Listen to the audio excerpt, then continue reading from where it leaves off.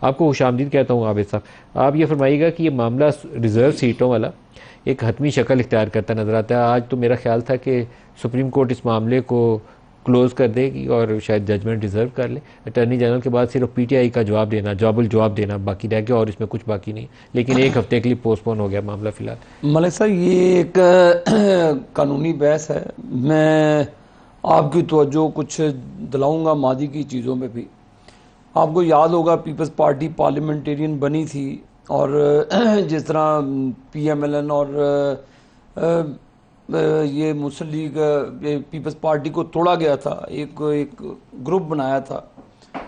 اور اس کے بعد میں آپ کو مثال دیتا جاؤں سینٹ کی سیٹوں پر جو پاکستان مسلم لیگ نون کی سیٹیں تھیں, شیر کا نشان لے لیا گیا تھا. شیر کا نشان واپس لے لیا. یہی میرے محترم جج صاحبان تھے, کوئی ہائی کورٹ میں تھا, کوئی سپریم کورٹ میں تھا, کسی نے کوئی بات نہیں کی ان چیزوں پر.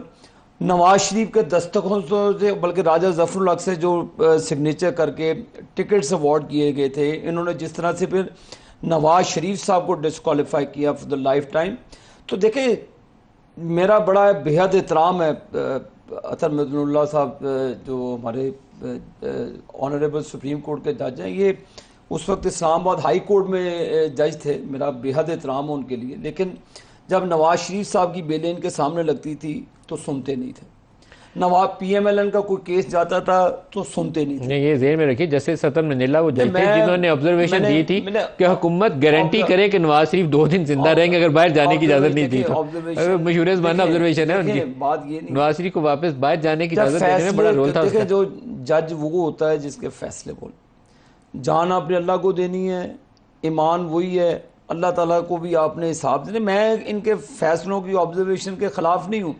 میں سر ماضی میں آپ کو باہر جانے کی راہ باہر نہیں میری عرض سنیں, میں ماضی میں کچھ چیزوں کو لے کر جا رہا ہوں کہ نواز شریف کی بیل کو سال ان عدالتوں میں نہیں سنا جاتا تھا, کیسز کو. اب مجھے بتائیں جو سینٹ میں ہمارے سے سیٹیں واپس لی گئیں, جو آزاد وہ ہمارے ممبران کر دیے گئے, کیا یہ وہ غلط کیا گیا؟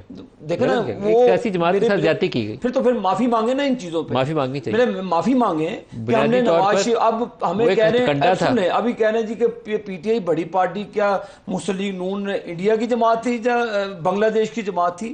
اس وقت چاہیے تھا کہ نواز شریف صاحب کی جو پارٹی کے جو سینیٹرز تھے ان کو آپ نے آزاد ڈکلیئر کیا. انہی معزز عدالتوں نے ان کو آزاد ڈکلیئر کیا گیا. غلط تھا. انہی ججز نے, انہی وہ چیف جسٹس تھے اس وقت کے ثاقب نثار صاحب اور ان کی یہ پوری ٹیم تھی. اب مجھے بتائیں کیا جب مسلم لیگ نون کی طرف, میرا کہنے کا مقصد یہ آئینی فیصلہ ہوگا, میں کسی کی انٹرپریٹیشن میں نہیں جاتا. مسلم لیگ نون کا فیصلہ ہو تو زبان بکمن سکمن ہو جائے. اب یہ معاملہ ہو جائے تو پھر ملک صاحب میرا تو رائٹ بنتا ہے, میں تو انصاف کے لیے اس چیز پہ پھر ان کو معافی مانگنی چاہیے کہ جو نواز شریف اور اس کی ٹیم اور مسلم لیگ نون کے ساتھ ہمیں تو الیکشن بھی نہیں لڑنے دیا گیا. اب یہ میں بھی ابھی بیانات سن رہا تھا معزز جج صاحبان کے کہ آپ نے پارٹی کو باہر رکھ دیا. جب ہمارے لیڈر نواز شریف صاحب کو, مریم بی بی کو باہر رکھ دیا گیا, ہمارے لوگوں کو راتوں رات 12 بجے سزائیں دی گئیں, ہمارے لوگوں کو اٹھایا گیا, اس وقت یہ قانون یاد نہیں آتا تھا. کاش اگر اللہ ان کو ہمت دیتا تو یہ ریمارکس اس وقت بھی آتے.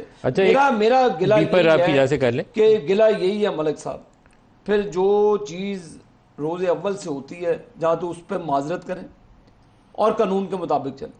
اور ہم چاہتے ہیں کہ ملک آئین اور قانون کے مطابق چلنا چاہیے.